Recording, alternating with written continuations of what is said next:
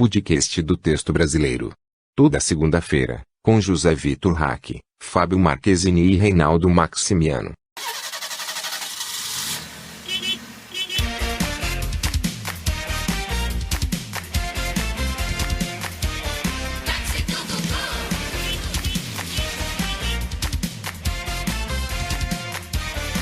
Eu vou guiando o meu carrinho, sempre disfarçado pra ninguém descobrir, te procurando pelos caminhos.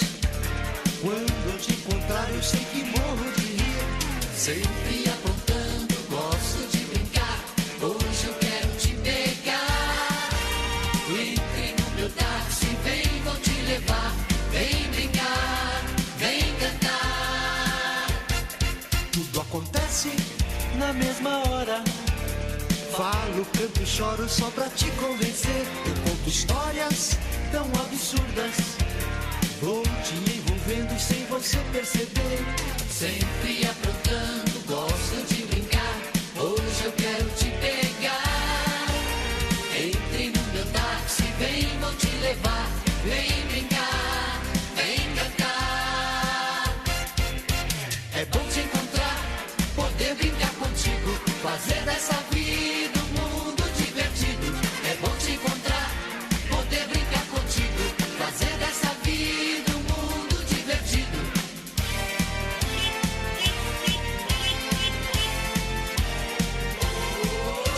É bom te encontrar, poder brincar contigo, fazer dessa vida um mundo divertido. Olá, tudo bem com você? Mais uma vez juntos, podcast do texto brasileiro. Você já está cansado de saber, mas eu ainda não estou cansado de repetir. Meu nome é José Vitor Hack, eu moro em São José do Rio Preto, interior de São Paulo. Estou aqui com meus dois grandes amigos, Fábio Marquezini, direto de São Paulo, e Reinaldo Maximiano, direto de Uberlândia, Minas Gerais. Abrimos hoje com uma canção, assim, é uma coisa que chega a me emocionar. Eu fico com um nó na garganta de lembrar do táxi do Gugu, do nosso querido Gugu, falecido em circunstâncias horríveis, como vocês se lembram, mas um cara que levou muita alegria, principalmente dirigindo táxi disfarçado por aí, disfarces incríveis, fez blackface, imitou índios, senhores de idade, cadeirantes, tudo que você imaginar, esse homem usou como disfarce. Fábio Marquezini, você curtiu o táxi do Gugu?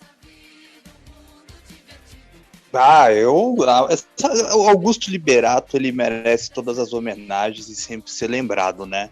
Porque se fosse há pelo menos 20 anos atrás, a gente já estava se preparando para ver o Domingo Legal, né? Sim. E fora que o quadro era sensacional, né? O Gugu dirigindo o próprio carro, aí tinha a mulher que se trocava durante o carro e tava o passageiro olhando aquela... Eu lembro. Jogava uma cobra, enfim, então assim, é espetacular, e fora a música que ele próprio, né, fazia, né, o cara é genial. Com sua voz maviosa, ele levou muita alegria para os lares brasileiros, né? Reinaldo Maximiano, o que você achou da audácia do Luciano Huck, que nem esperou o Gugu morrer, já tinha copiado o quadro do táxi? Você tá esperando o quê do Luciano Huck? O Luciano Huck esgotou na tiazinha, acabou. Realmente. Esgotou no H. Realmente é uma quebra de expectativa minha que realmente não tinha razão de ser. Hoje nós vamos quebrar uma tradição aqui no Rubricas, já quebramos outras vezes, mas hoje vou me permitir fazer isso mais uma vez. O primeiro tema vai ser o meu, porque 12 anos atrás, eu não lembro exatamente a data, mas sei que foi essa semana, o mundo ficou atônito acompanhando a partida dessa para melhor do rei do pop. Michael Jackson foi embora 12 anos atrás, deixando um legado de canções inesquecíveis, né?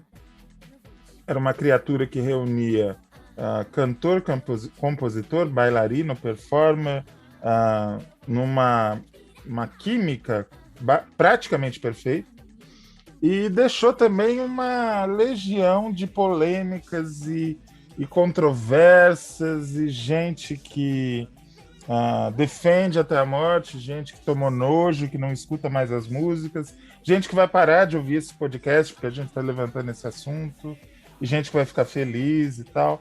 É uma figura que moldou o pop internacional e que faz a gente ter assunto até hoje, né? Eu queria começar pelo Reinaldo Maximiano dizendo qual é o Michael Jackson que ficou na lembrança dele. O acusado de pedofilia, o controverso, o que foi acusado de um processo de embranquecimento deliberado, o doido, o maluco, até visionário, né? Porque foi o primeiro a usar máscaras o tempo inteiro. Ou ficou o artista genial, bailarino incrível, que lançou passos, que mudou a moda e que tinha uma voz e um repertório muito bom. Fala para mim, Reinaldo. Ficou tudo isso. Porque, na verdade, né?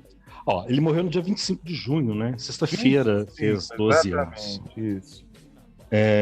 Eu acho que fica tudo isso, assim. Na minha opinião, o Michael Jackson é o pop. Uhum. Né? Ele não é o rei do pop, não. Ele é o pop. Ele encarna o pop. Madonna também, na minha opinião, encarna o pop.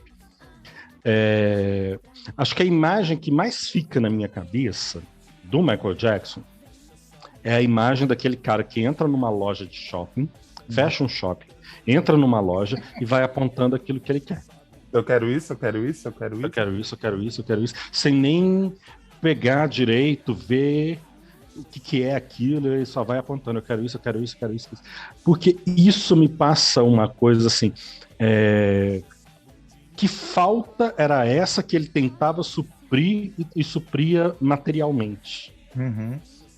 Então, assim, acho que aquela imagem, na minha opinião, é que melhor resume o Michael Jackson. Esse aí das polêmicas, esse que foi acusado de pedofilia, esse que foi acusado de embranquecimento, tudo isso. O menino da infância difícil, que apanhava do pai, do sucesso, dos clipes, enfim, acho que ali personifica muito esse lado humano do Michael Jackson. Ali não era o Michael Jackson das entrevistas, né? Porque até aquele artista que senta na frente de um repórter para dar uma entrevista, né, já não é a pessoa, né?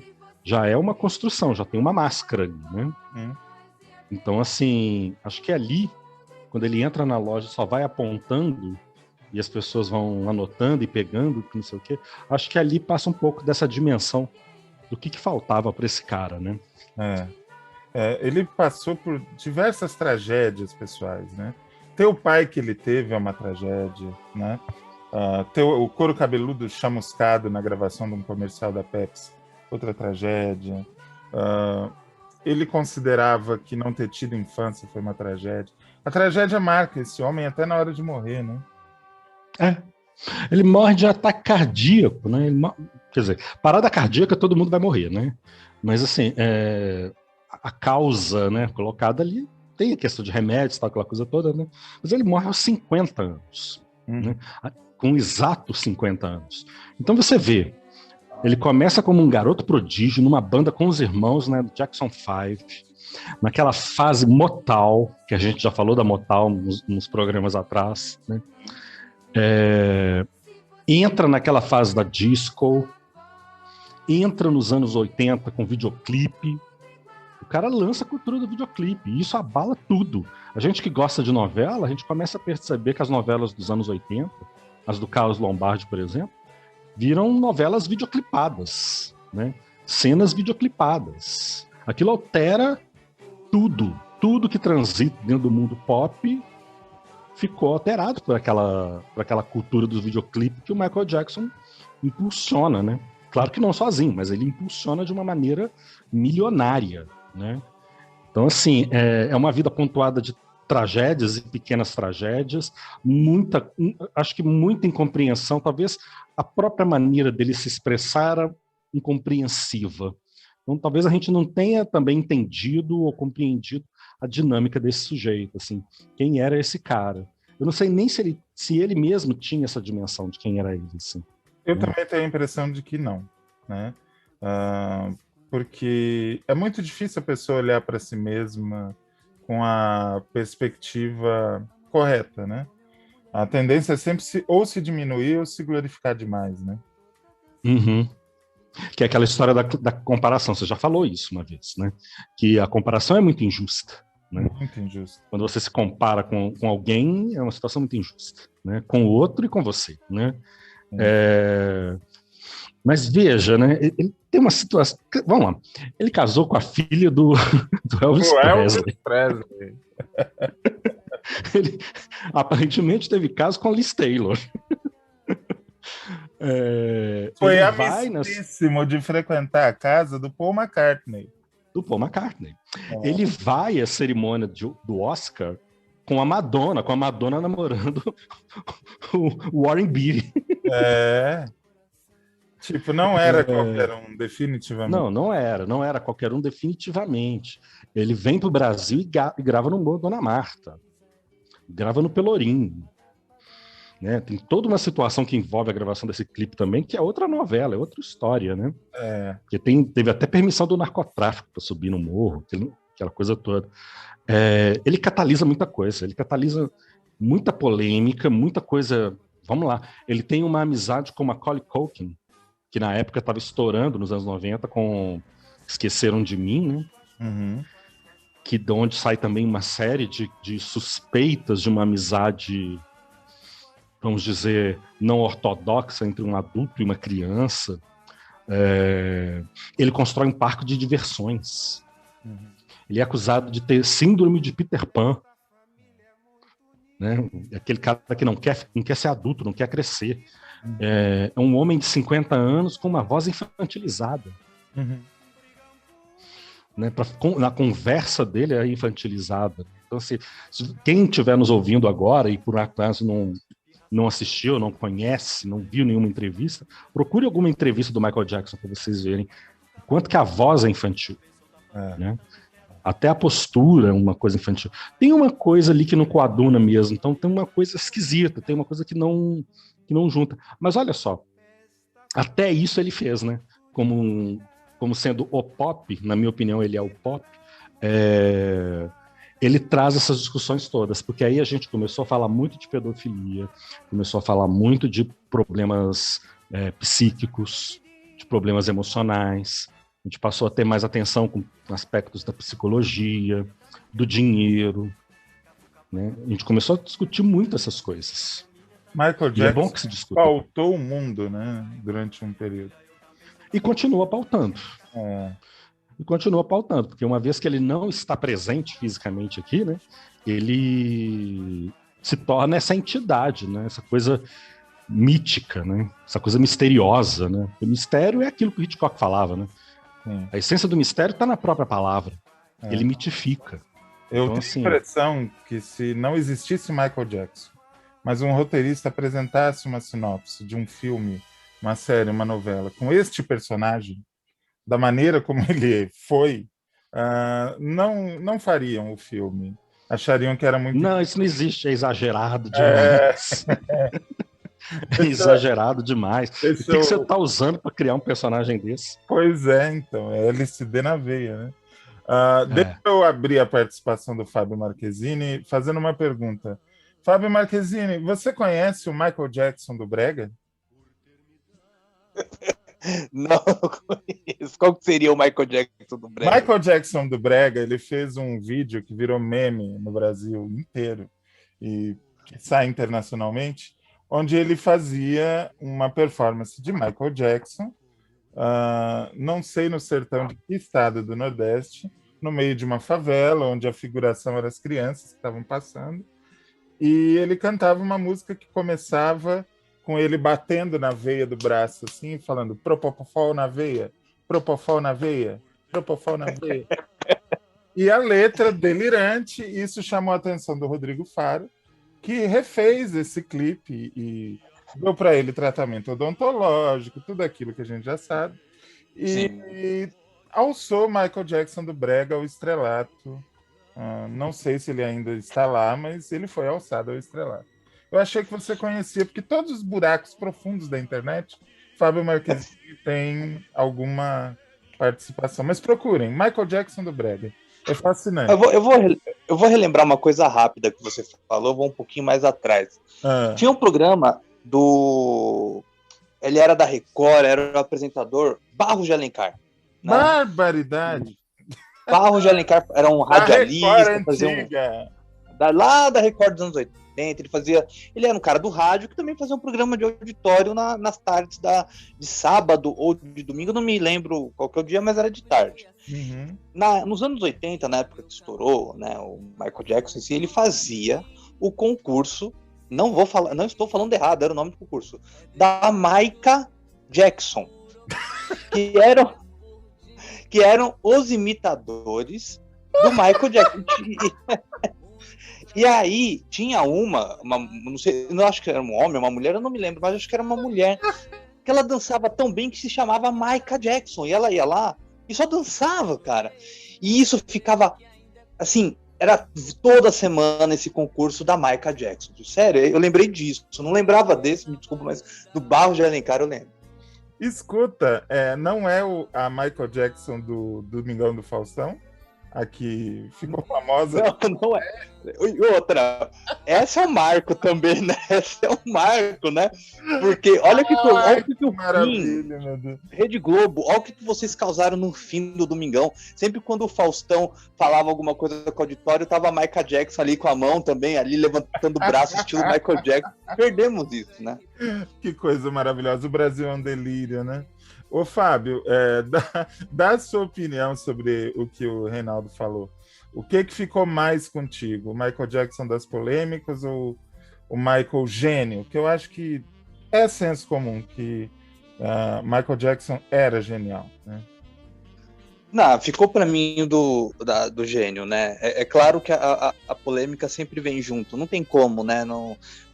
Para quem viveu muito, né, ali, como a gente viveu os anos 90, eram sempre polêmicas, não só dessa questão dos assédios, mas também, quando ele veio para o Brasil, ele atropelou, acho que a equipe dele atropelou um garoto, aí o garoto ficou com a perna quebrada, ele foi no hospital, então eu vejo assim que era uma vida cheia de polêmicas. O que me traz, assim, de uma força, e vocês sabem muito bem, porque vocês viveram essa época, era quando lançou o Black or White, que é o clipe do Dangerous, né? Acho que 92 ou 93, e não é exagero não, todo mundo parou para assistir.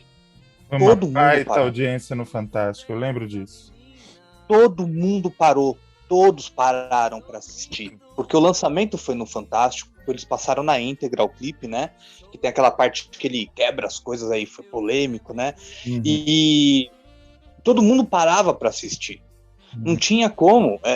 Então eu acho que isso que fica para nós, e eu lembro muito quando ele morreu, que um amigo meu chegou e falou assim, um colega de trabalho, ele morreu, ele nem estava fazendo nada, o cara já estava esquecido.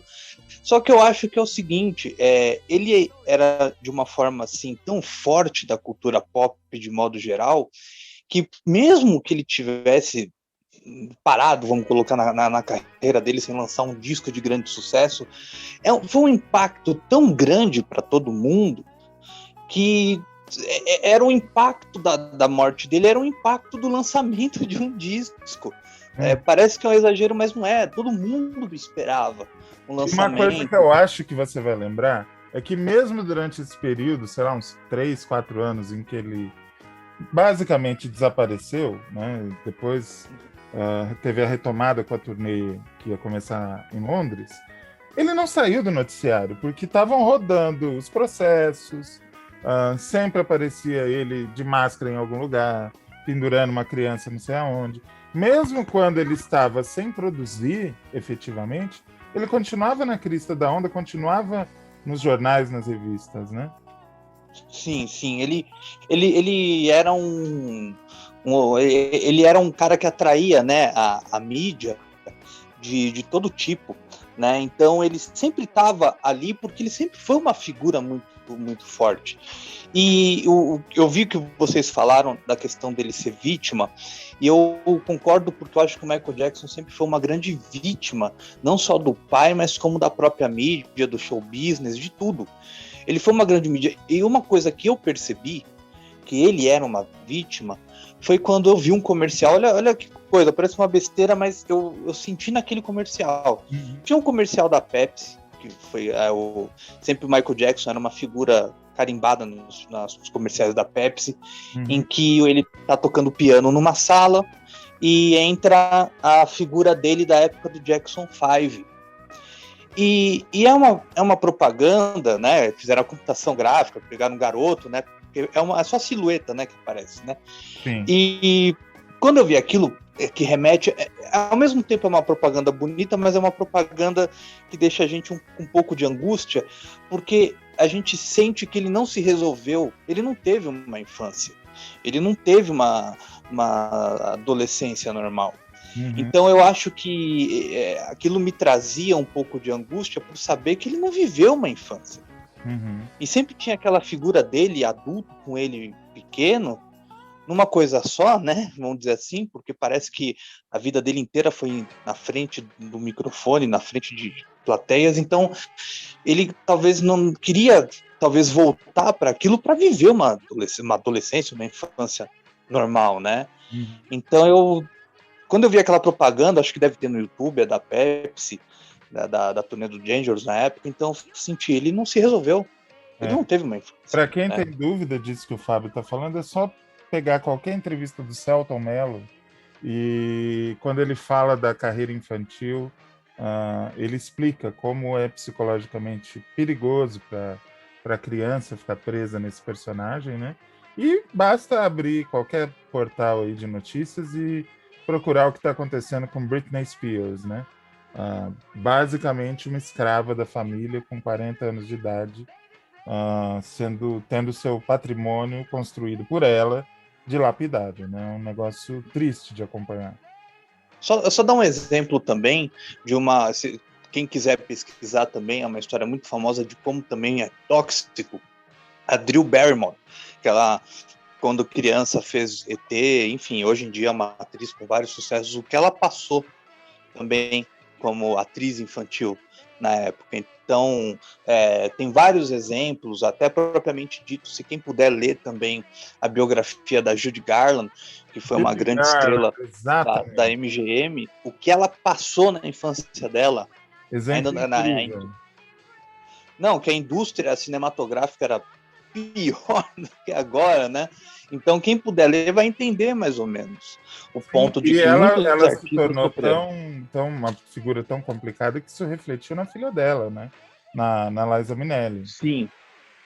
Sim, ela não havia uma única estrutura, porque você pega a biografia da Judy Garland e você lê assim que naquela época, nos anos 30, era comum crianças de 10 anos fazerem teste do sofá com executivos da indústria cinematográfica. Então imagina, e fora a questão de que algumas crianças tinham que emagrecer, tomar remédio, que foi o caso da Judy Garland, com 12 anos, tendo que tomar remédio para emagrecer. Pois é. Então é muito cruel. Pois é. Reinaldo Maximiano, uma pergunta objetiva, rápida, fácil. Você se lembra da pergunta novela... de CPI. De CPI. Você se lembra da novela Duas Vidas? Eu lembro. Quer dizer, lembro de ler, de ver algumas coisas. Falar. Não somos tão velhos assim. Não. E você se lembra do Dr. Vitor Amadeu? Francisco Coco? Francisco Coco. Última pergunta. Sabia que Francisco Coco gravou o tema da novela Duas Vidas? Sim. Pois é, essa pérola do cancioneiro brasileiro que nós vamos ouvir agora. Onde é que você resgata essas coisas, gente? De que baú que sai? É um mistério a ser revelado. Isso é uma coisa. Isso foi pela RCA em 77. Nossa, mas você sabe tudo. Não dá para fazer mistério com o Reinaldo Maximiano. Vamos ouvir essa musiquinha maravilhosa. Vocês depois vão dar uma opinião sobre o que vocês acharam nos comentários. Daqui a pouco a gente volta.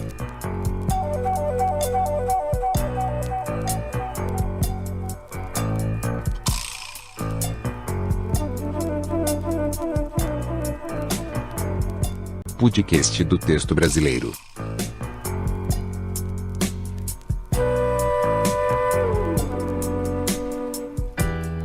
Deixa eu te buscar para te dar todo o meu amor. Preciso te dizer todas as coisas que existem dentro de mim. Porque tem que ser assim. Somos duas vidas, hoje tão distantes. Por que não amantes?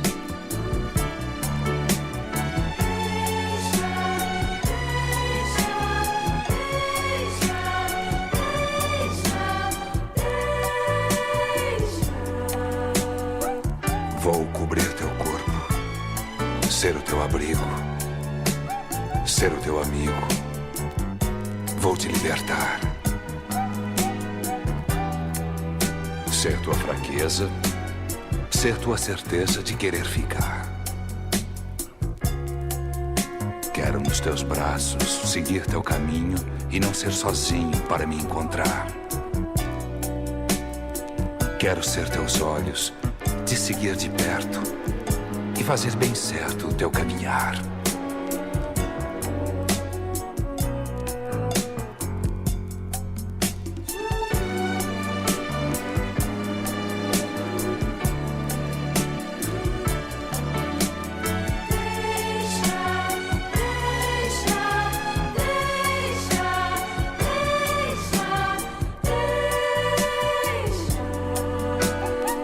Quero ser teus lábios, ser o teu desejo. Quero ser um beijo só pra te beijar. Eu te amo tanto que já não escuto esse grito louco que ficou em mim. Sou tanta vontade que a minha verdade já não mais existe. E isso é tão ruim. Quero te dar tudo e no teu corpo mudo ser alegre e triste. Tem que ser assim. Somos duas vidas sem a despedida, nesse amor sem fim. Deixa que amanheça e tudo aconteça, sem ter que dizer. Deixa eu te entender. Deixa eu não deixar de te querer.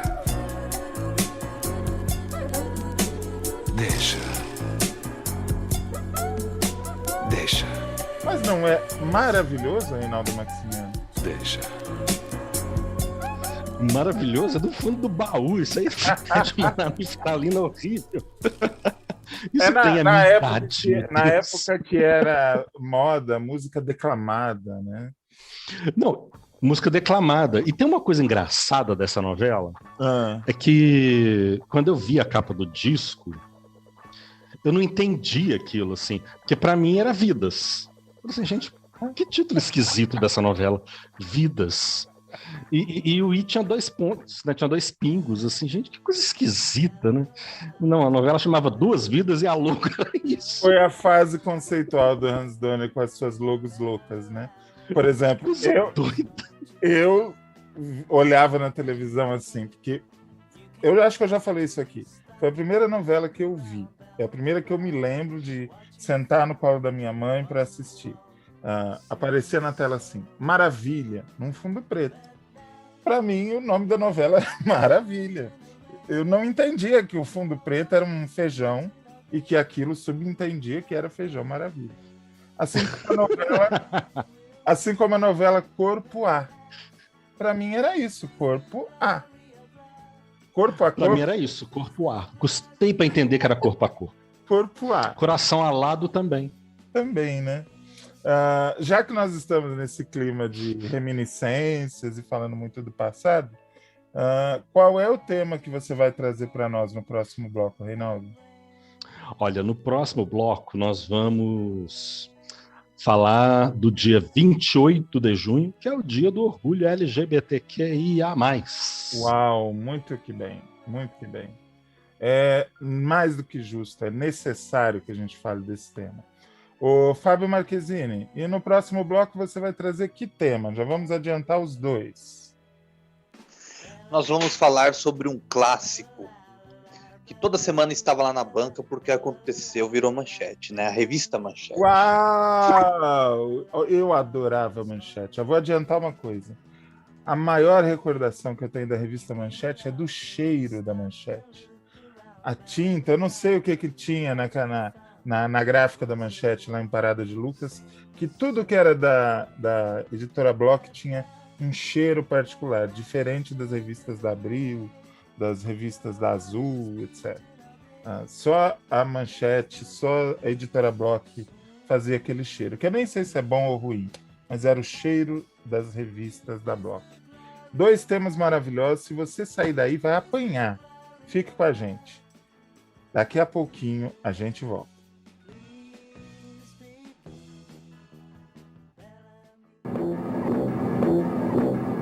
Finalmente, um Enê com 3 tipos diferentes. Enê Pelúcia, forte, médio, suave. Forte para cabelos fortes e resistentes. Médio para cabelos normais. Suave para cabelos finos ou frágeis. Pelúcia diferente. Alisa, macia, tinge e deixa o cabelo sedoso como a pelúcia. Enê Pelúcia, a carícia da pelúcia.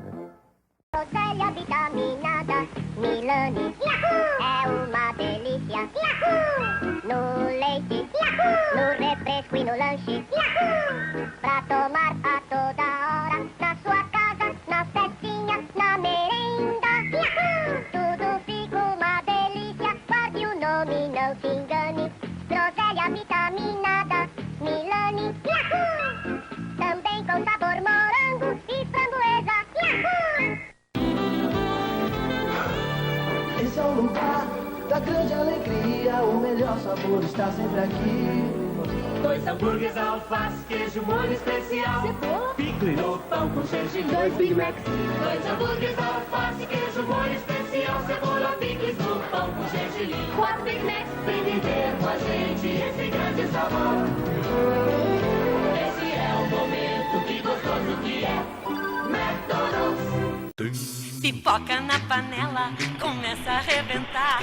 Pipoca com sal e sede que dá. Pipoca e Guaraná, que programa legal. Só eu e você, e sem peruá, que tal? Quero ver pipoca pular. Pipoca com Guaraná. Quero ver pipoca pular. Pipoca com Guaraná. Quero ver pipoca pular, pular. Sou louca por pipoca e Guaraná. Antártica, este é o sabor. Tudo que você mais gosta, tudo que você mais quer, tudo lindo e novo pra você. A nova Pinto Shopping foi feita pra você que adora andar na moda. Todos os lançamentos em calçados você encontra aqui. Nova Pinto Shopping, tudo que você mais gosta no lugar que você sempre quis.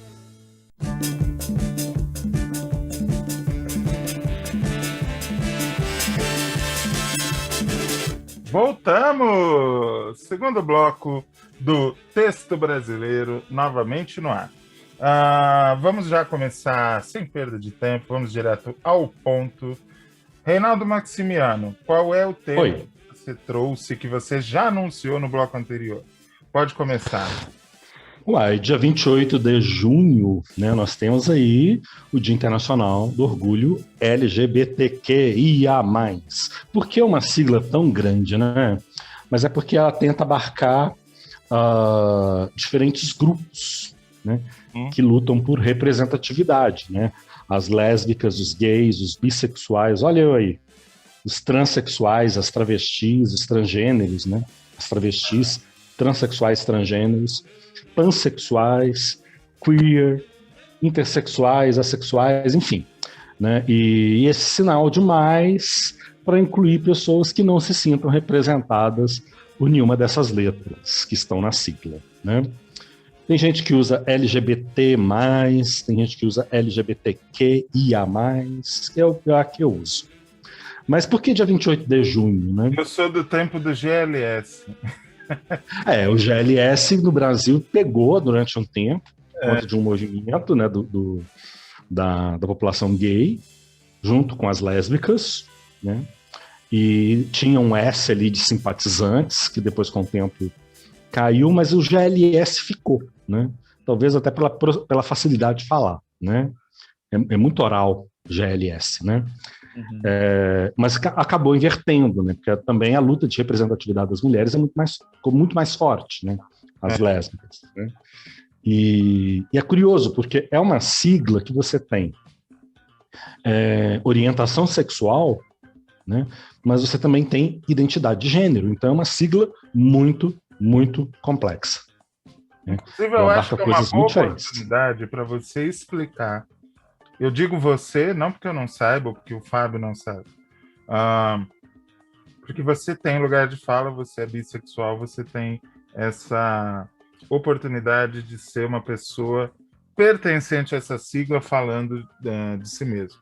Explica para quem não sabe, para quem está ouvindo e caiu de paraquedas nessa discussão, qual é a diferença entre os dois conceitos. Quais dois conceitos? A identidade de gênero. Identidade de gênero e sexualidade, né? Sexualidade você pode... sexual. A orientação sexual, né? Vamos lá, a sexualidade, eu costumo brincar que assim, é o desejo. Qual é? Onde é que bate o teu desejo, né? Então você está na questão da orientação sexual, né? Que vai indicar por quem que você se sente atraído, né? Quem é que desperta seu desejo, quem é que desperta o tesão, vamos colocar nesses termos, né? Uma outra coisa diferente é o sexo biológico. Esse é designado no momento de nascer, né? Nasceu com Pepeca, nasceu com Lulu, né? Como se dizia quando eu era criança, né? Nasceu com pênis, nasceu com... Eu achei fascinante esse apelido. Pepeca e Lulu. Reinaldo, tira a mão do Lulu que isso é sujo.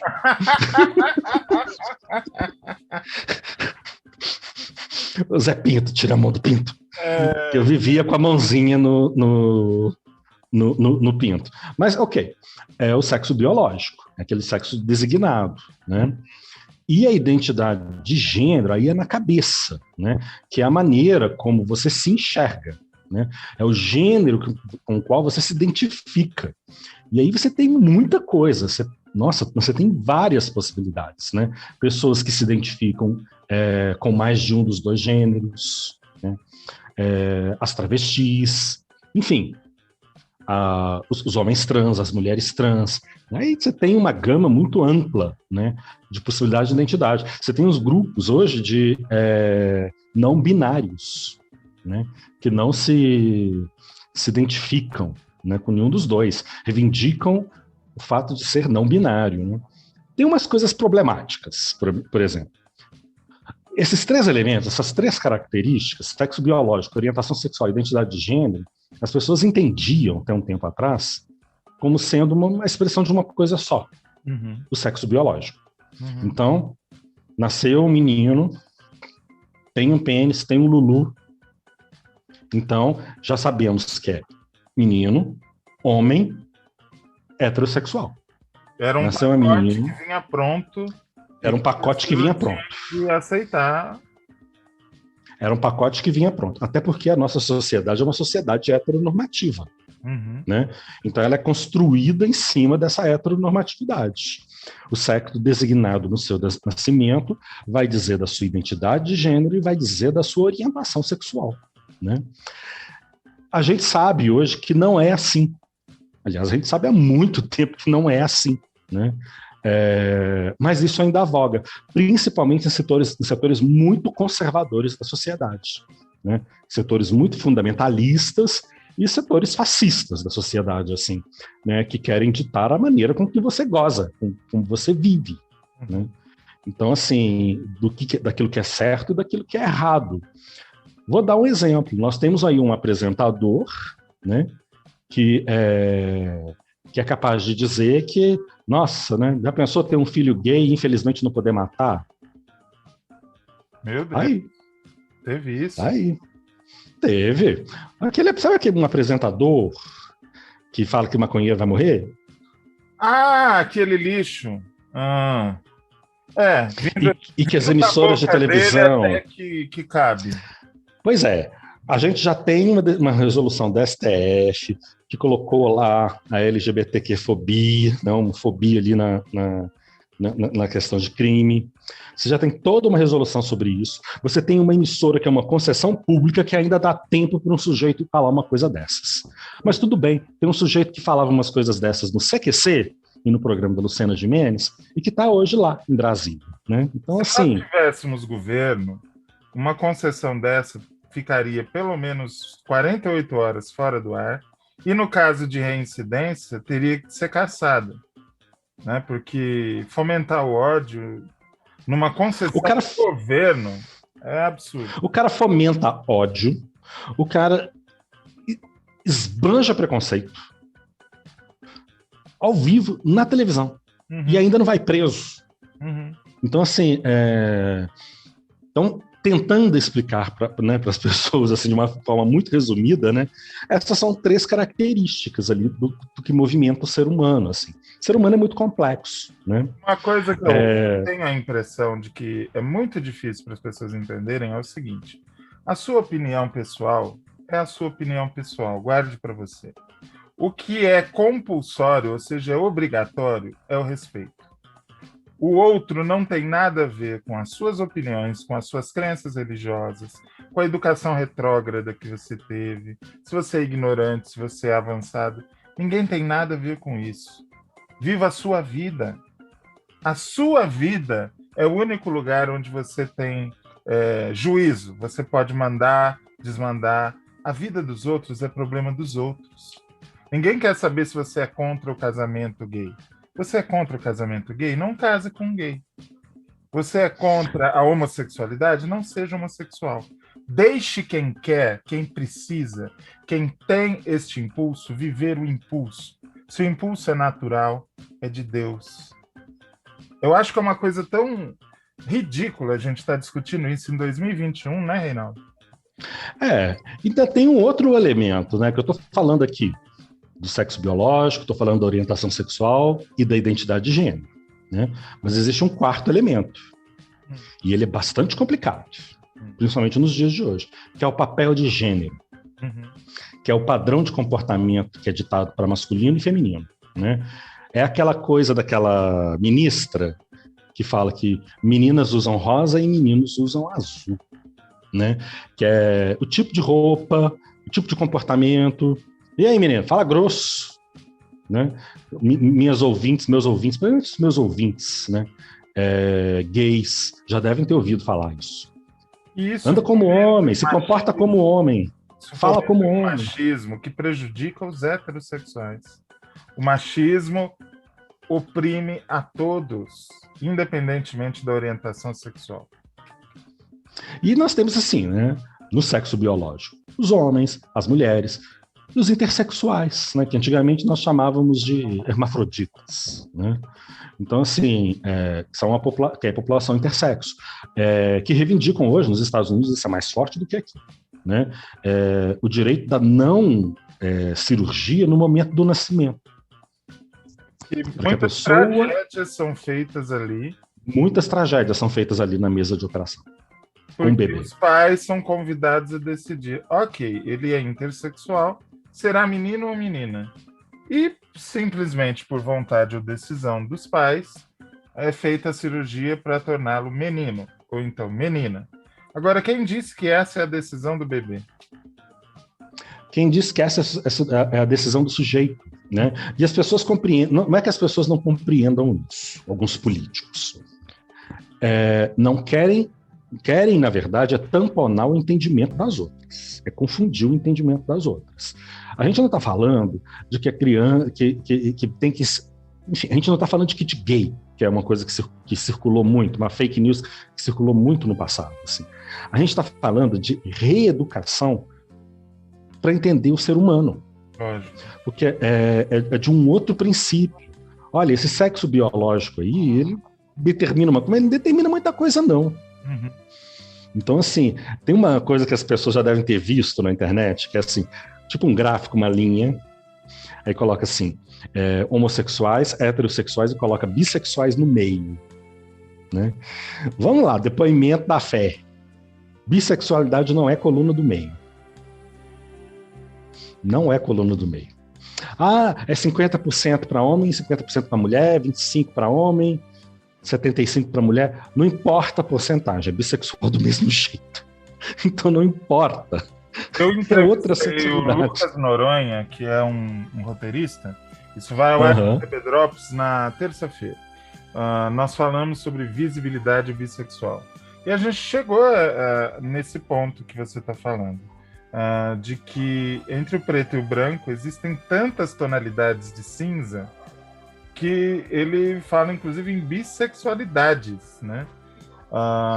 Inclusive, a gente mencionou uma coisa que se usa em saúde, que é a sigla HSH, homens que fazem sexo com homens. Uhum. O Lucas nem conhecia essa questão, eu falei para ele sobre isso. Ele falou, mas isso é bissexualidade.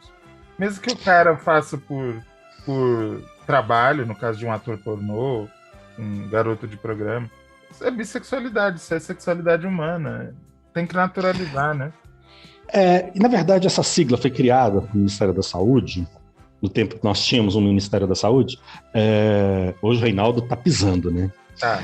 Hoje o Reinaldo está marretando. Hashtag militante.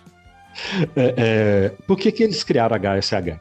Porque eles identificaram no grupo de pessoas, isso tem a ver com a epidemia de AIDS, né? Eles identificaram um grupo de homens que não se sentiam identificados com as campanhas de prevenção, que eram muito focadas para o grupo homossexual, né? Na verdade, chamado, entre aspas, grupo de risco. Os 5Hs, né? Os homossexuais, os hemofílicos, haitianos, hookers, heroinômanos, enfim, era isso, os 5Hs. E o estigma permanece até os dias de hoje, né? Oi? E a Hebe? A Hebe, tadinho.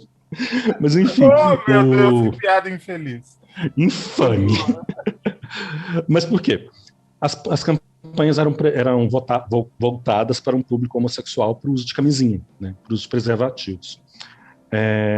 Havia um grupo de homens que não se identificavam com aquilo, porque eles não se identificavam como homossexuais. Mas eles também não têm essa identificação, né?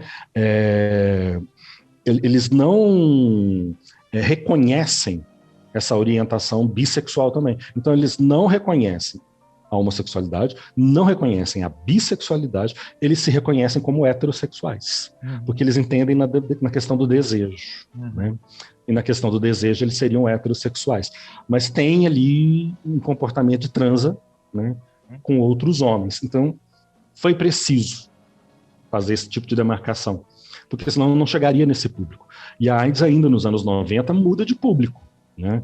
A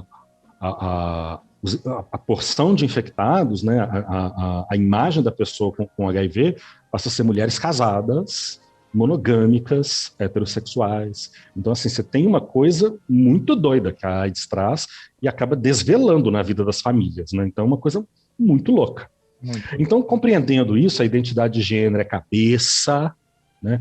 É uma questão, assim, como você se reconhece como homem, como mulher, como nenhum deles, enfim. Você tem a orientação, que aí é desejo. Vamos entender desejo? Passa uma mulher do lado do Fábio Marquezine e ele não está com a Ingrid. Se tiver com a Ingrid, ele leva um pedala Robin, né? O que o Fábio vai fazer? Ele vai quebrar o pescoço para dar uma olhada. É a quebrada do pescoço. Tem um amigo meu que fala isso. Sexualidade é a quebrada do pescoço. Deu água na boca, é desejo. É desejo. O problema do Reinaldo é torcicol. Porque passa gente para tudo quanto é lado. O problema do Reinaldo é torcicolo. E o sexo biológico, que é essa classificação de homem, mulher, intersexo. Olha só, nós temos que entender que hoje nós temos homens com pênis, homens sem pênis, mulheres com vagina, mulheres sem vagina, mulheres com pênis, né? Enfim, é um arco-íris muito amplo, muito grande, e isso é maravilhoso. Isso é maravilhoso. O próprio Chico Xavier, numa entrevista na Tupi, falou isso, assim, que de futuro as sexualidades humanas, elas sofrerão revisões. Então, assim, poxa, prefiro ficar com o Chico Xavier do que com o Divaldo Franco, que é capaz de fazer palestra defendendo ideologia de gênero, falando da ideologia de gênero, que é uma coisa que a gente sabe que não existe. Militei de novo, né? Hoje eu tô marretando. Eu tô me lembrando daquele vídeo do Roberto Carvalho com a Rita Lee, que a Rita Lee começa a falar um monte de coisa do Silvio Santos e da Hebe. E ela falou assim, para que você vai ser processada. Mas você só tá aqui porque você milita. E o papel do gênero, né? E o papel é isso, cara. Olha, você tem ideia do que foi para um menino nos anos 80 ver um David Bowie, ver um Michael Jackson, ver uma Annie Lennox, sabe? Boy George. Cara, tudo isso que chutava o papel de gênero para escanteio. É um que hoje ele seria contemporâneo. Que ele quebrou tudo. E tem dois que ainda estão aqui no Brasil fazendo coisas, a gente precisa olhar para eles. Caetano e Gilberto Gil. Sim, sim. O próprio Ney Matogrosso, que chuta essa questão do papel de gênero. Maria Alcina. Você tem gente fazendo isso ó, desde os anos 70, 60. Né? Agora, por que é dia 28 encerrando? Dia 28 de junho é a data do levante de Stonewall, lá em Nova York. Né? Que era um bar. Tem um podcast, vou fazer um jabazinho? Pode? Pode. Tem um podcast chamado Fone de Ouvido, que é da revista Contempo. Eles fizeram um episódio sobre o orgulho LGBTQIA+. Eu dou um depoimento ali como professor. Né? Todo aluno meu, toda aluna minha sabe como é que o Reinaldo se apresenta. Né? Eu sou negro, eu sou um homem cis, sou um homem negro, cis, bissexual, enfim. Eu já coloco as cartas na mesa. Né? E tem um depoimento muito importante do professor Luiz Morando, professor e pesquisador lá de BH, que escreveu um livro sobre a cintura fina. Né? E ele fala uma coisa importante, assim, Stonewall Inn era um bar de mafiosos, era um bar da máfia italiana, da máfia genovesa. E ele era muito frequentado por grupos de homossexuais. E sofria uma série de repressões da polícia. Até que teve um momento que houve levante. E quem capitaneou o levante? Quem estava ali na frente? As afeminadas, as travestis, as lésbicas. Então, assim, elas é que foram para a linha de frente jogar pedra e lutar por orgulho. Não e aí, vai todo entrar dia... aqui, não. E não vão entrar. E não vai entrar. Então, quem quiser celebrar amanhã, o disco do Renato Russo é uma boa pedida. Um pouquinho depressivo, mas uma boa pedida. Mas todo dia 28 de junho passou a ser um dia da parada do orgulho nos Estados Unidos, né? O Pride. E aí aquilo, nos Estados Unidos, foi importante por conta de uma série de movimentos sociais que estavam acontecendo ali. Movimento negro e tal. Mas isso acaba invadindo outros lugares. Chega no Brasil, né? Então, e fica essa data. No dia 28 de junho, né?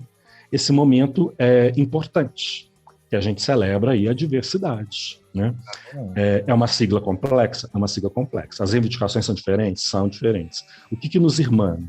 Bem, o que nos irmana é um artigo da Constituição que diz da inviolabilidade do direito à vida. Então, por que a gente luta por direitos? Para poder mantê-los. Porque direitos a gente pode perder.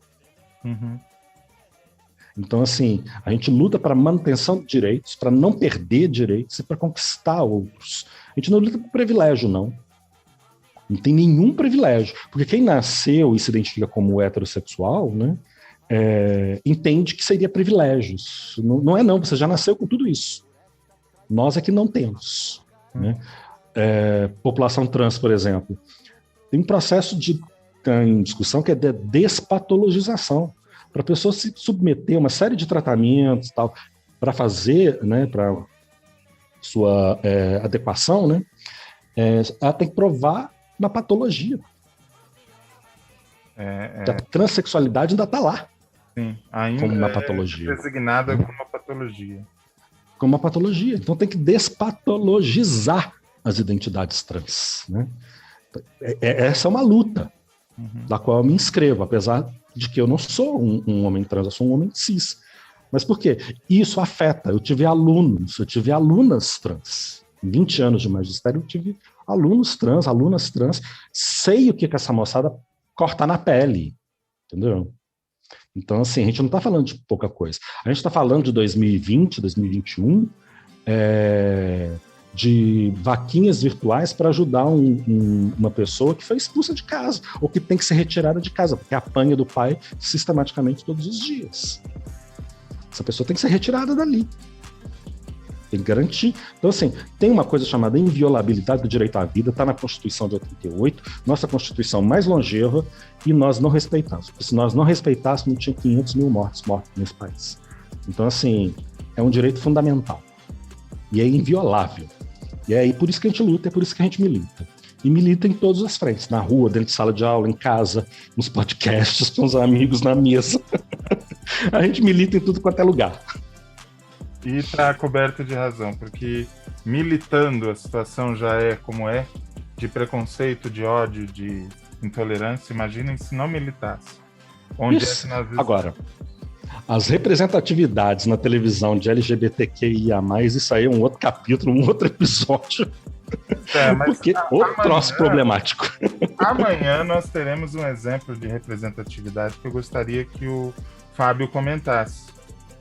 Ô Fábio, você acha que um especial como que a TV Globo está preparando para colocar no ar, o Falas de Orgulho, seria possível, sei lá, 15 anos atrás? Não seria possível não, porque era um tabu imenso, né? Falar desse jeito, né?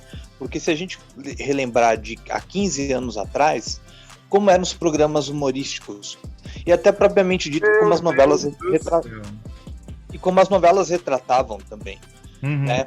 Então, eu acho que isso é uma evolução muito grande e muito importante para que se coloque na Globo, que é uma emissora, a maior emissora com audiência, um debate que ele é necessário e ele é importante, porque nós que temos mais de 30 anos, eu sou de 85, a gente nasceu numa época em que, quando se falava dos gays, dos travestis, etc e tal, era como se você falasse de um submundo, era como se fosse algo, sabe, tipo, que estava ali no subsolo, entendeu? Era tratado dessa maneira. Então, quando começaram a ter filmes, por exemplo, como Filadélfia, né, e tantos outros, alguns programas debatendo de uma forma muito séria, como até propriamente dito o Programa Livre, que trouxe muitas vezes esse debate, a gente começa a ter uma outra visão, e principalmente no meu caso mudou muito quando eu fui para a faculdade, quando eu conheci vários colegas que sofrem e sofreram discriminação na área da comunicação. Estar com o Reinaldo, eu já conheço o Reinaldo já há quase 5 anos, e eu aprendi demais ouvindo o Reinaldo. Eu aprendi muito estando com ele de várias formas, do ponto intelectual, como também de entender essa luta e de cada vez mais a gente estar do lado dessa luta. É aquela coisa, Fábio, a gente só consegue evoluir, aprender e se despregar dos preconceitos arraigados, né, quando a gente ouve. Sim. Pois é, sabe o que eu penso? Quando um casal gay, homem, mulher, enfim, vão para um restaurante a olhares tortos, certo? Nunca saberemos isso, porque eu já fui em um bar gay com a minha esposa e nunca fui olhado torto por ninguém. Pois é, mas o contrário não é verdadeiro, né? Pois é, então assim, tem que ser mudada essa mentalidade. A gente tem que... Há uma luta, e quando a gente fala a gente, é que a gente tem que estar junto. Claro. A gente tem que lutar, porque se a gente fala, se nós estamos aqui falando por liberdade de expressão, nesse ponto a gente fala por liberdade de viver, que é muito mais pesado. Então, eu tô do lado do Reinaldo, e até aproveito aqui e faço esse agradecimento ao Reinaldo por tudo que eu aprendi com ele ao longo desse tempo que a gente já está com amizade, não só de uma forma intelectual, que ele é um cara inteligentíssimo, mas do ponto de entender, aprender, quanto cada vez mais essa luta é importante, como a gente tem que estar inserida nela também. Com certeza. Isso que o Fábio falou... desculpa, Raque. Isso que o Fábio falou é interessante, porque olha só, obrigado, viu, Fábio, por você existir e pela nossa amizade. Assim. Por ser bissexual, eu tive a oportunidade de poder sentar em restaurantes com mulheres e com homens.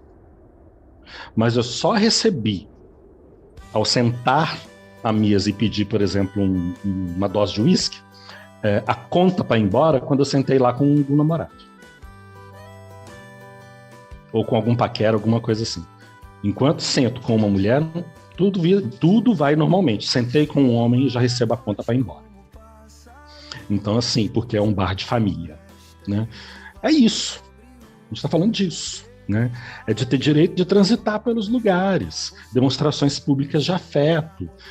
Enfim, é disso que nós estamos falando. Da reivindicação do direito de ser quem você é. Então, assim, chega num determinado momento, né, que a gente sai do armário e descobre que a vida do lado de fora é muito melhor. E não quer voltar. Não quer voltar. Não vai voltar. Vocês já pensaram, por exemplo, nas travestis quando ficam idosas? Muitas precisam voltar, né? Precisam ir para asilos, por exemplo.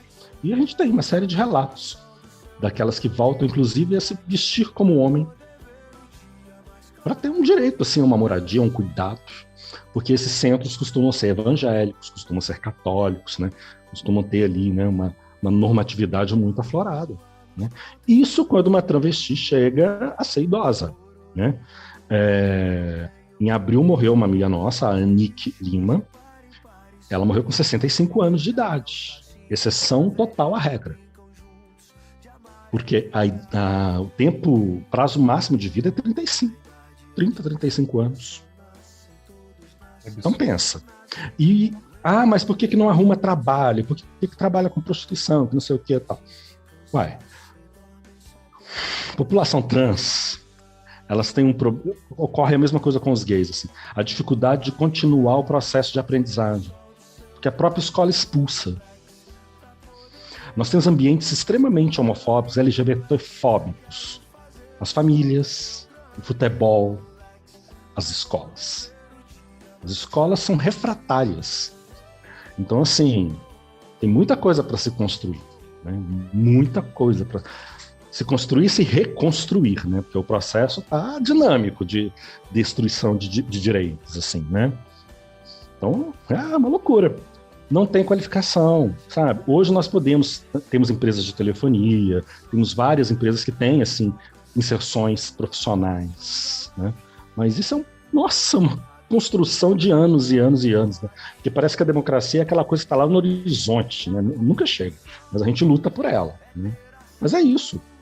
As escolas jogam a gente para fora. Sabe o que era mais terrível na escola? O domingo. O domingo era o pior dia. Porque é a véspera do bullying. Segunda-feira, 7h30 da manhã, dentro da escola, começava tudo. E só terminava na sexta-feira, 11h30, meio-dia, quando terminava a aula e você voltava para sua casa.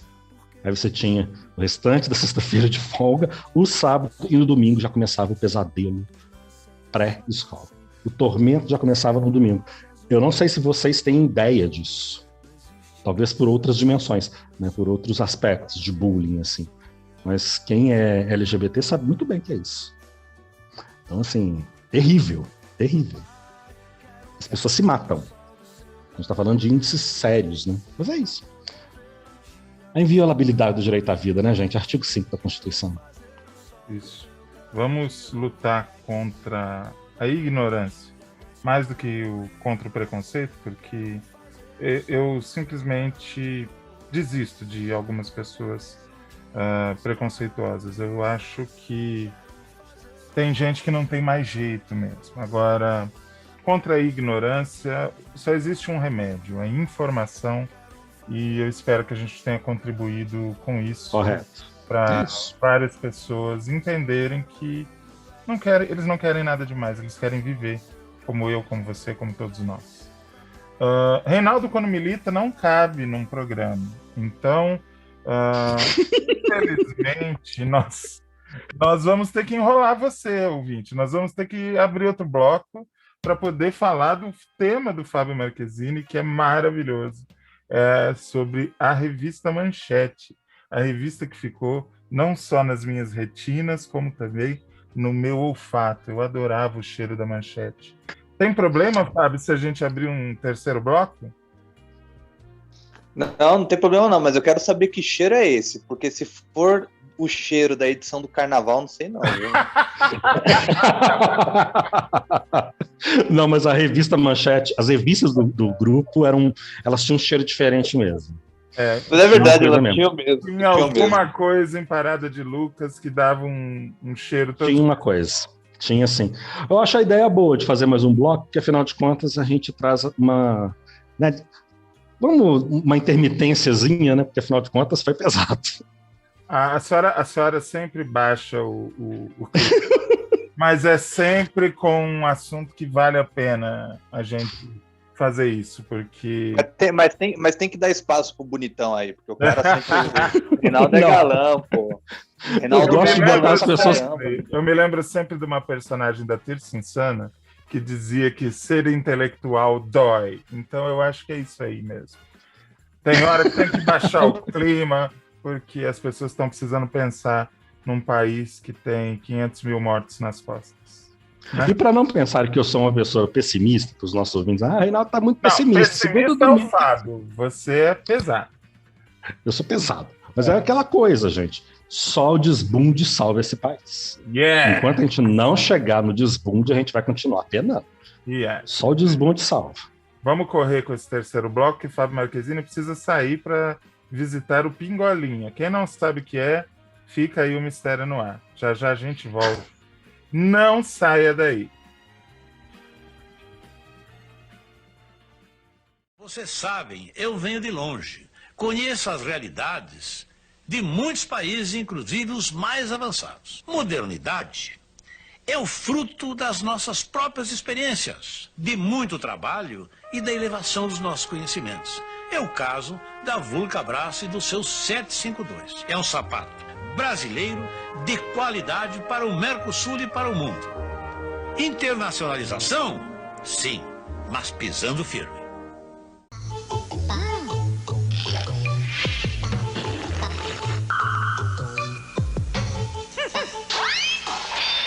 Chegou o Faidomania! São 6 super copos importados e inquebráveis pra você.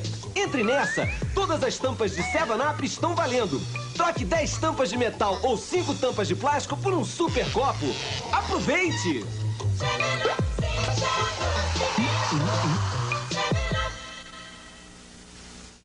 As mulheres estão adorando o novo Vale Zero Warners moldado.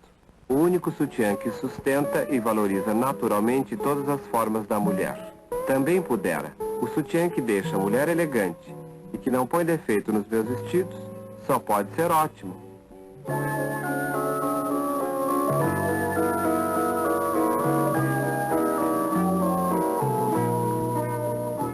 Se eu fosse você, só usava Vale Zero.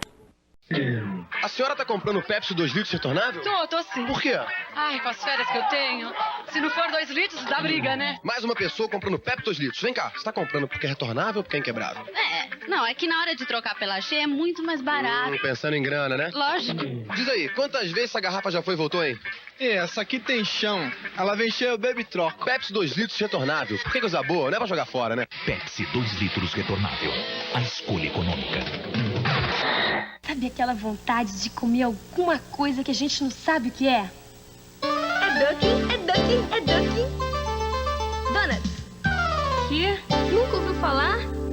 Os donuts são deliciosos, sempre fresquinhos, 1000 recheios diferentes, super naturais. Um sucesso no mundo inteiro. Pronto. Agora que você já ouviu falar, vem experimentar. Delícias que dão água na boca.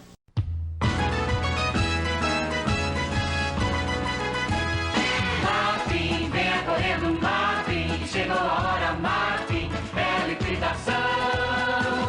Marfim, tem tudo aqui no Marfim. Muitos descontos, Marfim. É liquidação. Marfim, venha correndo, Marfim. Chegou a hora, Marfim. É liquidação. Liquidação no Marfim.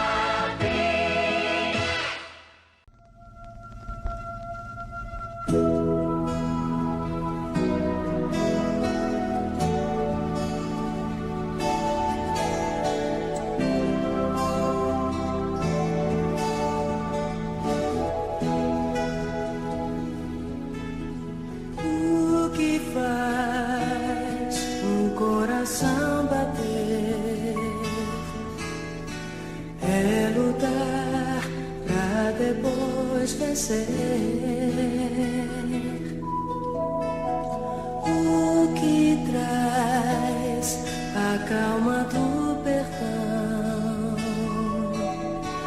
é amar mesmo sem razão. Não há o mal quando existe o bem. Nada é real se não existir alguém.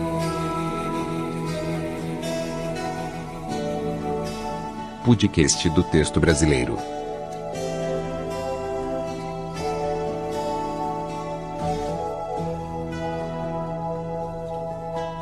O que faz um coração bater é amar pra depois vencer. O que traz a calma do perdão é amar mesmo sem razão. Não há o mal quando existe o bem. Nada é real se não existir alguém. Quando o amor é mal, faz a gente enfraquecer. Mas há um milagre que mora em você. Tudo é natural se você consegue ver que o sonho é real. Só depende de você.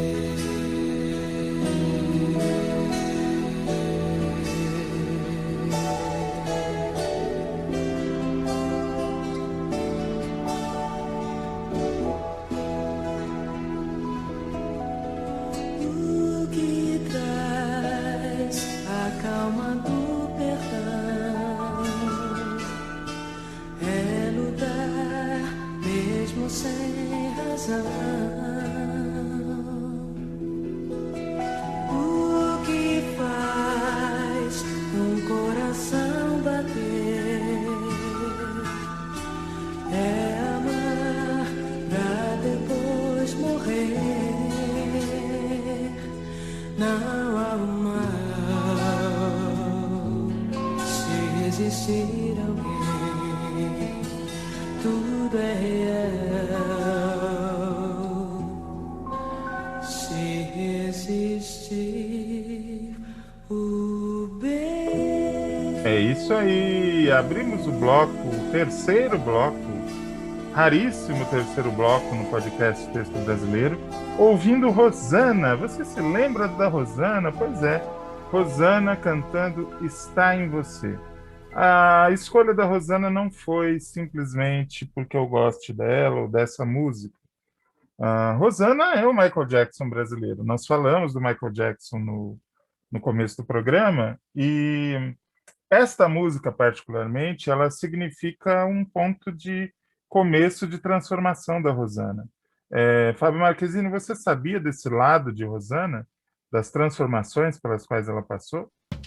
Não sabia. Para mim é uma novidade. Essa música que nós ouvimos é do disco de 83, que ela renega. Ela não coloca na biografia, ela diz que não vale, não conta.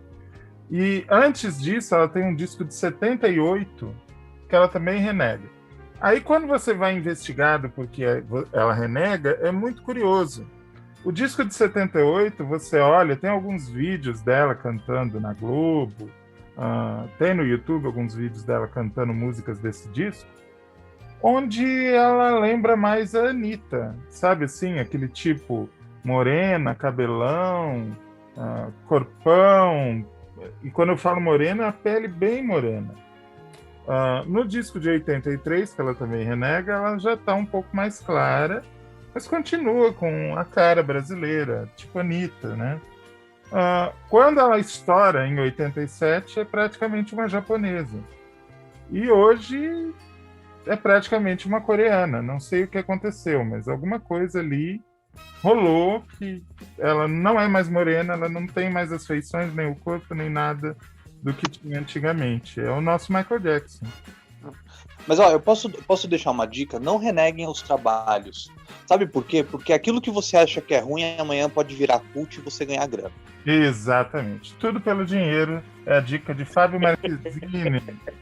Maravilhoso. Por isso que eu sou seu amigo, Fábio. Pensamos igual.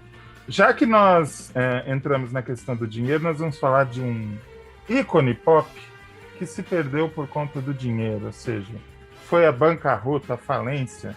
Estamos falando da revista Manchete, estamos falando da editora Block. Fábio Marquezine propôs esse tema e eu faço questão de abrir outro bloco para falar, porque eu acho fascinante. Conta aí, Fábio, o que você tem para falar sobre essa maravilha editorial do Brasil? Eu estava lendo um livro aqui, terminei de ler um livro que se chama Aconteceu na Manchete, né? É um livro que é de depoimentos de jornalistas, fotógrafos, editores que passaram, né? Não só pela revista Manchete, mas também pela editora Block, contando uma história assim, fascinante, né? Dessa revista que saiu de circulação já são 21 anos, né? Vai fazer agora em agosto 21 anos que ela saiu de circulação. Teve outras edições especiais sobre outra editora, com uma pessoa que pegou a marca, enfim. Mas a da Block são quase 21 anos, né? E imagina, tem muita gente, né, que não pegou a revista Manchete e conheceu essa revista, que era diferente da Veja, diferente da época, da Isto É, porque primeiro ela já tinha uma formatação maior do que essas revistas, né? Ela era uma revista maior e com fotos, muitas fotos, né? A Manchete era sempre recheada com fotos grandes, bem coloridas, e principalmente, que a gente até brinquei com o Hack, né? No bloco anterior, o carnaval, né? Porque era uma sensação aquela edição especial da Manchete de carnaval. O carnaval era um evento. Mesmo quem não lia regularmente a Manchete, comprava essa revista. E fora que a Manchete ela tinha uma coisa diferente das outras revistas, é que ao mesmo tempo que a Manchete trazia o Carlos Heitor Coni, trouxe Nelson Rodrigues também nos anos 70, trouxe grandes escritores, Fernando Sabino também faziam matérias assim, a redação da Manchete era fenomenal. Ferreira Goulart. Era incrível. O repórter que fazia entrevistas com celebridades no Rio de Janeiro era nada mais, nada menos que Gilberto Braga.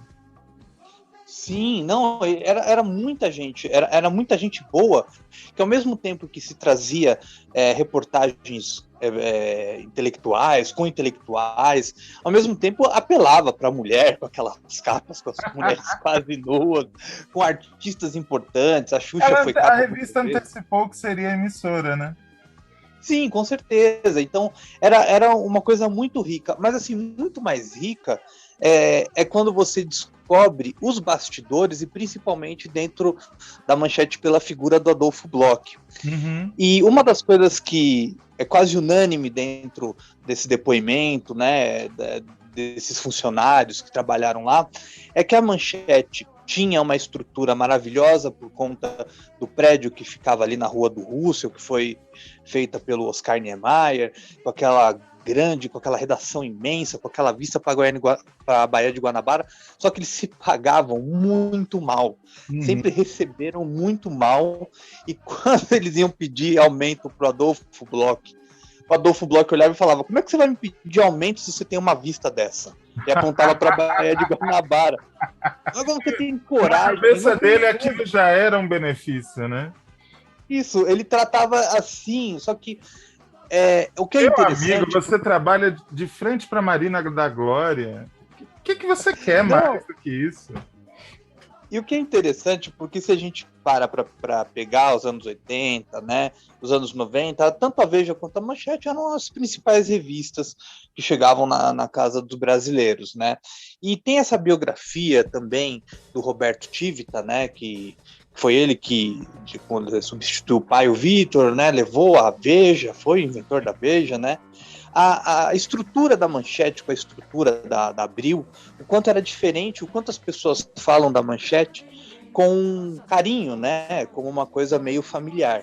E eu recomendo, até o próprio Reinaldo que me apresentou, não sabia, tem na internet a Manchete digitalizada, né? Tem na Biblioteca Nacional, foi digitalizada, acho que quase todos as edições da Manchete, para vocês verem como ela era uma revista impactante no ponto visual, né? Como o próprio Hack falou, tinham repórteres, enfim, tinham pessoas assim competentes, nomes importantes. A Academia Brasileira de Letras, alguns nomes estavam lá na Manchete.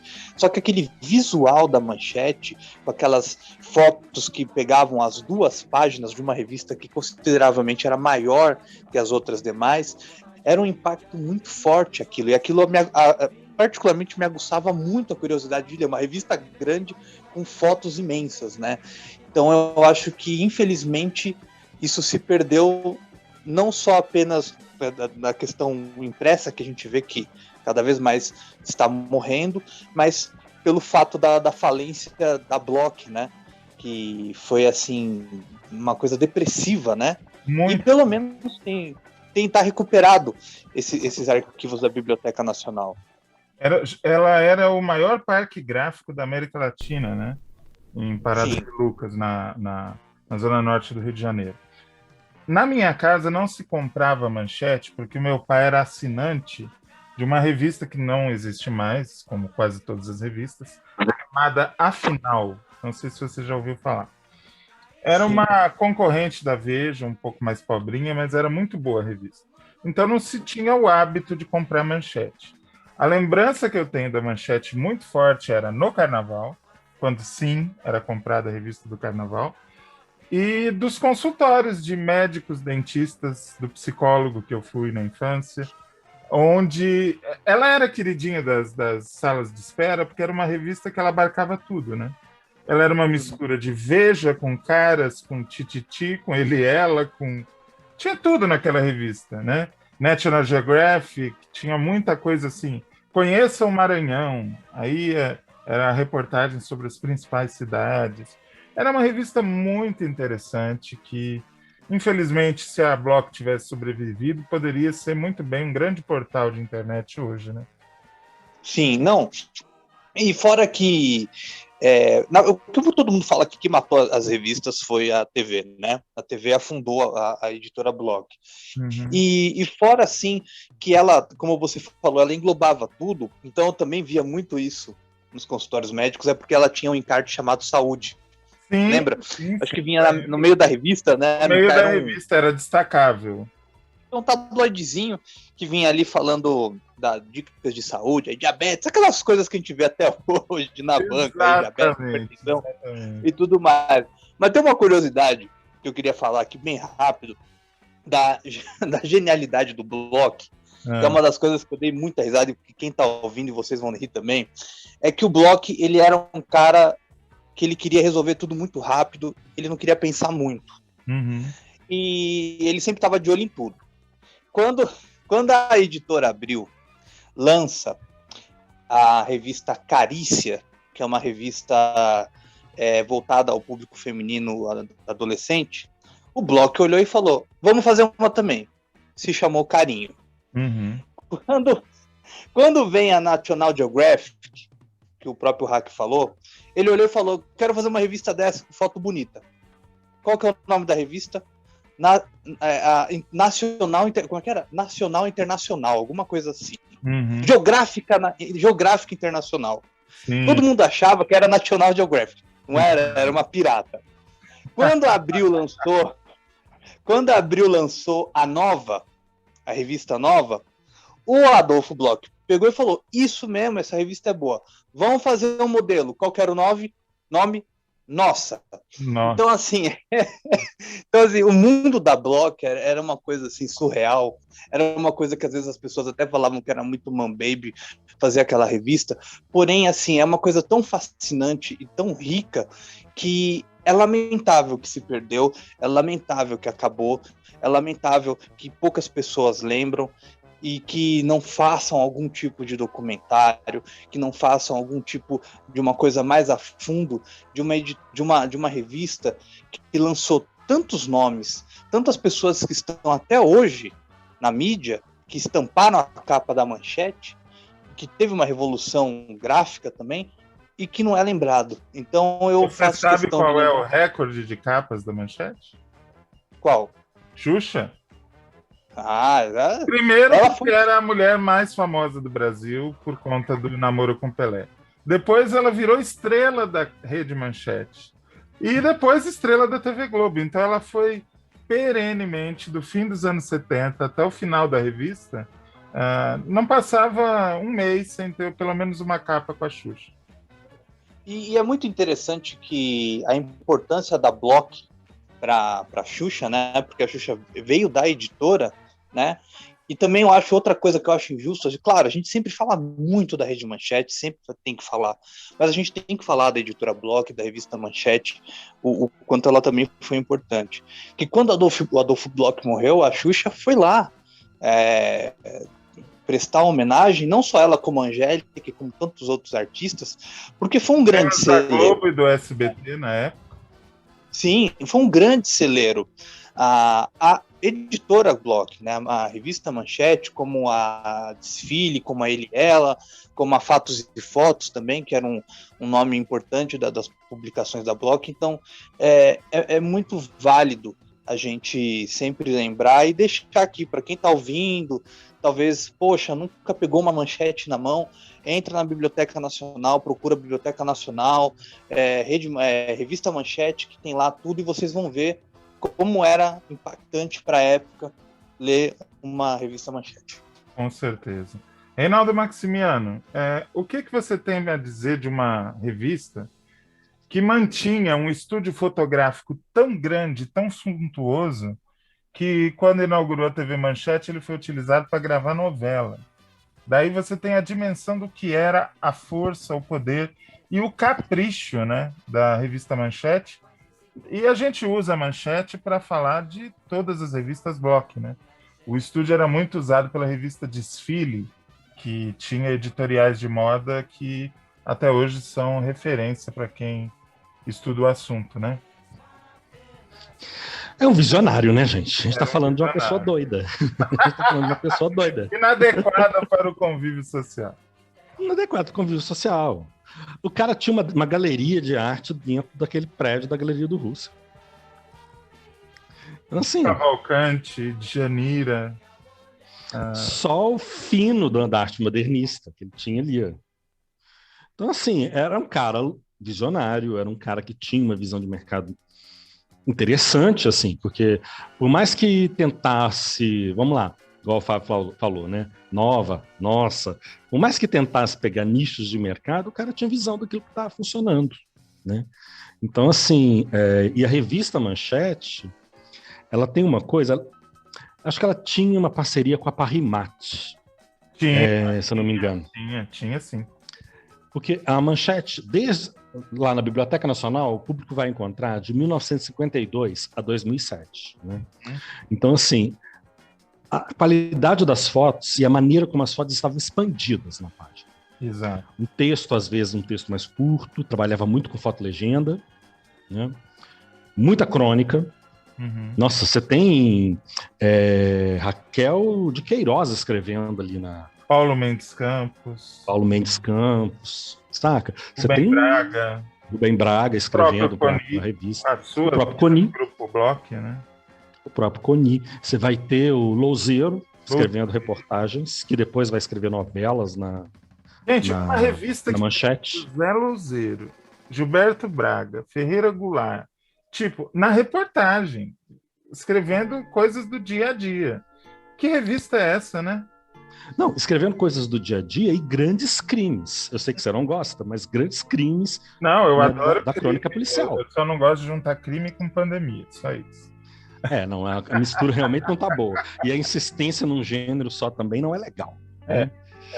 Mas aí, por exemplo, O Linha Direta fez um episódio sobre o Chico Picadinho. Que gostoso. Né? Então, ele fez uma... E o que aparece... Porque teve um momento que ele estava sendo procurado na rua e ele é preso na rua, né? Uhum. Ele estava numa banca de revista, lendo uma revista que estava aberta. Porque antigamente tinha isso, né? As revistas ficavam dispostas abertas e tal. Que revista era essa?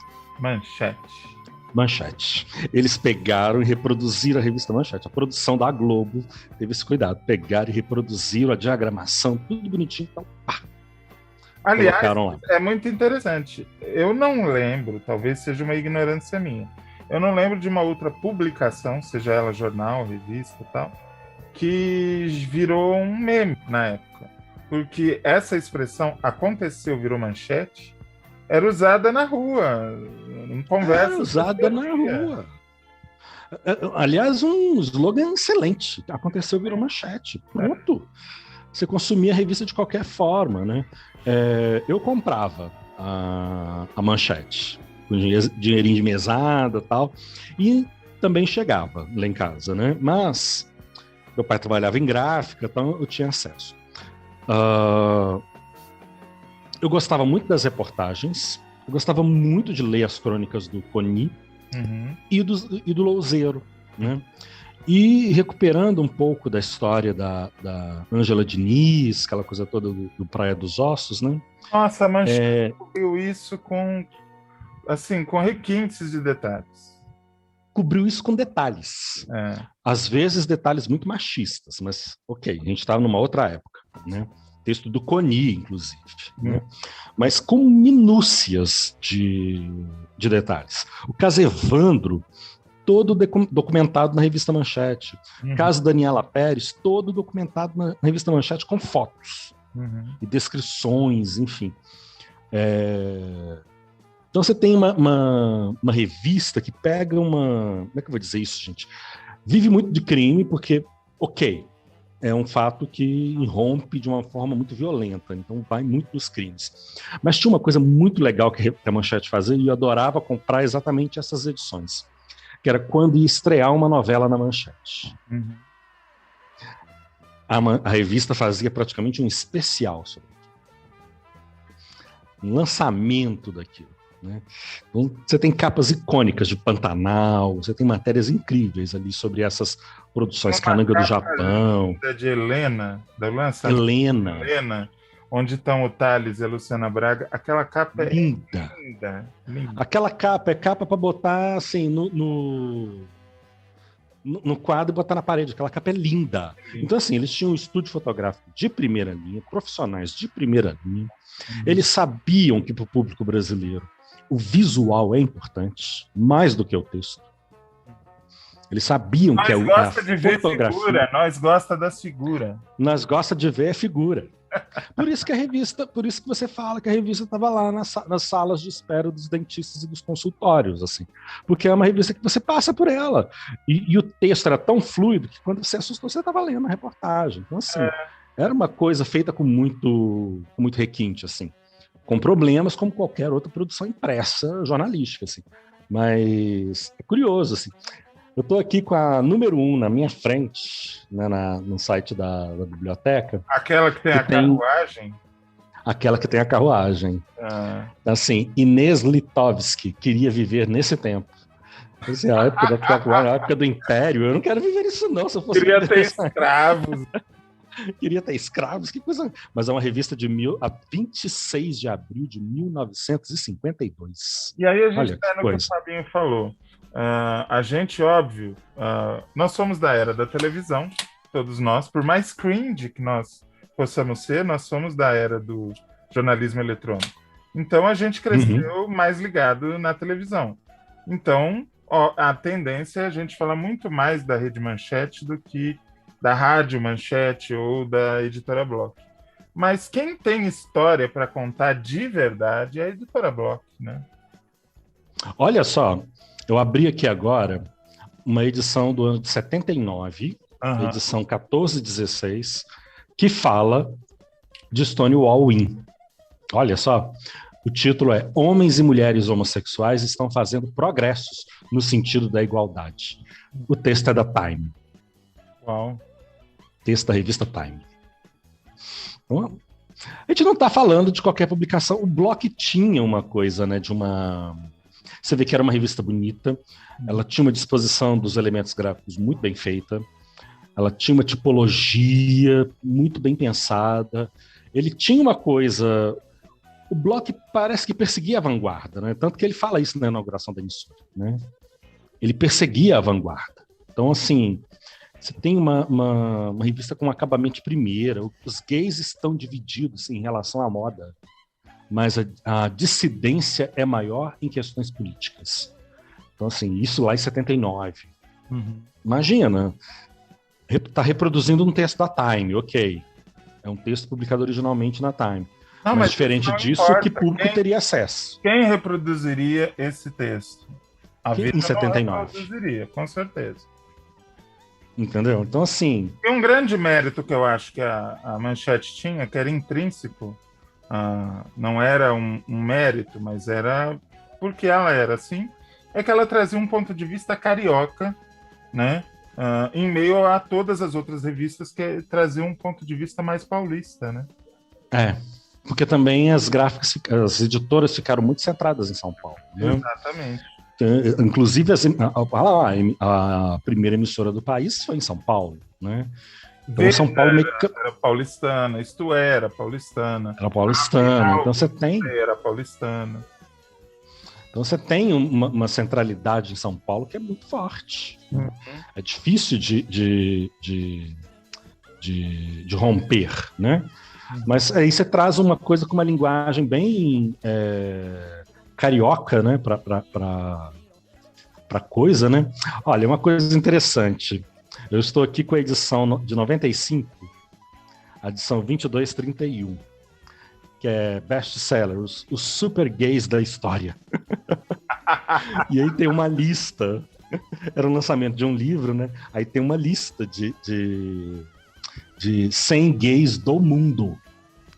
E aí você tá lá com Marlene Dietrich. A senhora ainda está no segundo bloco, né? Desculpa. A senhora não conseguiu se libertar. Eu não aguentei. Oscar Wilde tá aqui. Não aguentei, porque o Fábio ficou falando da revista como um documento e citou a Biblioteca Nacional. O Reinaldo foi lá e abriu. E quando o Reinaldo abriu, foi lá, Stonewall Inn. Deu a busca. Assim, mas é isso. Naturalmente. Mas aqui, ó. Mas fica muito, ó, moçada. Eu usava muito essa revista nas aulas, né? Levava muito a revista Manchete, também Realidade, que tem seu acervo digitalizado. Que assim, olha, um exercício muito interessante é a gente ler os textos antigos, os textos do passado. Assim. Ver como que a imprensa foi mudando sua forma de escrever, como que a visualidade foi ganhando espaço, como que esses elementos foram chegando até o momento de hoje, com a internet, essa coisa toda, né? Mas por quê? Naquele momento, eu tô com uma revista de 95. 95 a gente lia jornal e lia revista, via jornal na televisão, de internet. Era enciclopédia, né? Era Barça. Alguém aí já estudou com a Barça aberta na frente? Opa, eu tinha Barça em casa e eu tinha PAP, que era um negócio que era específico para estudar para o vestibular.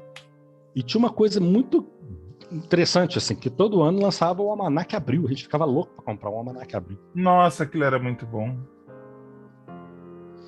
Comprar o Almanac Abril. Então, assim, era muito diferente. É uma viagem no tempo, assim, que eu sempre faço com os meus alunos, assim. Tenta se imaginar em 95, não tem internet. Não tem internet, não tem celular popularizado. A televisão que tinha era essa aí. TV a cabo era caro pra caramba. A gente tinha aquela televisãozinha de tubo com o bombrilzinho em cima. Então, assim, presta atenção, não sei o quê, para entender o momento, né? Inclusive os aspectos de linguagem que mudam. E eu lembro de quando, sei lá, Bandeirantes não pegava mais. Aí a gente tinha que subir na laje. E aí descobria que uma pipa estava enroscada ou alguma coisa. Uma vareta da antena tinha quebrado. Aí você ia lá com a fita e enrolava e botava de novo. Aí tinha que ficar girando. E alguém lá embaixo falando, deu! Não, agora volta. Ah, meu Deus. Olha, nós é crime, mas nós tem história para contar. Ou então a pessoa tá lá ajeitando, a imagem ficou boa. Ficou bom, fica aí. Fica aí, não mexe. Fica aí, não mexe. Reinaldo. Bons tempos. Reinaldo, muito obrigado. Você foi maravilhoso, como sempre. E só para deixar bem claro, você é motivo de orgulho para todos nós, porque você é uma pessoa que tem pauta. Você tem lado, você tem metas, você tem objetivos. E num mundo de tanta gente perdida, conviver com uma pessoa assim é impressionante. Muito obrigado pelo seu exemplo e por ser... Que isso, gente. Fala pra caralho. Eu que agradeço. Eu te amo. Eu falo pelos cotovelos, né, gente? Mas tem uma coisa que um professor falou comigo uma vez. A gente tem professores que a gente se espelha, né? É isso. Tinha um professor de sociologia que falava muito isso, assim. Se posicionar é se indispor. Então prepara. Isso. Então se prepara. Não tem como, você tem que se posicionar. Agora é hora.